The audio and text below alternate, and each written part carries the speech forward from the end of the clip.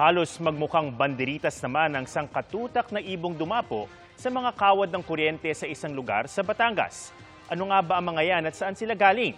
Nakatutok si Denise Sabante ng GMA Regional TV, Balitang Southern Tagalog. Pagkagat ng takip silim, laksa-laksa na ang kanilang pagdating at habang dumidilim, parami sila ng parami.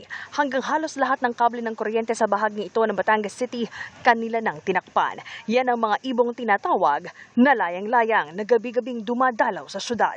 Sa dami, nagmukha na silang mga banderitas o pailaw na nakasabit sa mga kawad ng kuryente. Pero ang mga residente ng syudad, perwiso ang turing sa kanilang mga bisita. Kailangan magpayong ang mga dumadaan upang hindi maiputan dahil ang mga ibon literal na nagkakalat ng dumi.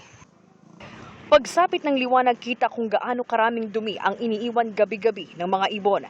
Tadtad niyan ang mga gusali, poste at ilang establishmento, pati na ang mga bangketa. Kapag po kayo ay dumaan dyan, tapos bigla ka naiputan, talaga nakakadyahe. Hiling namin ay mawala na yung ibon kasi yun nga, yung mga ipot talagang mabaho talaga.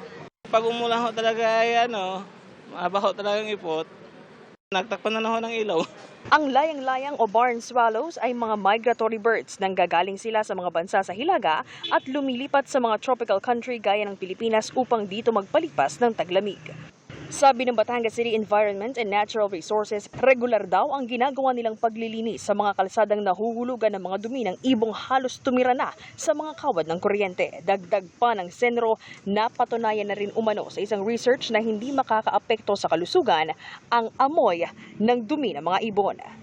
Para sa GMA Integrated News, ako si Denise Abante ng GMA Regional TV, Balitang Southern Tagalog, nakatutok 24 oras.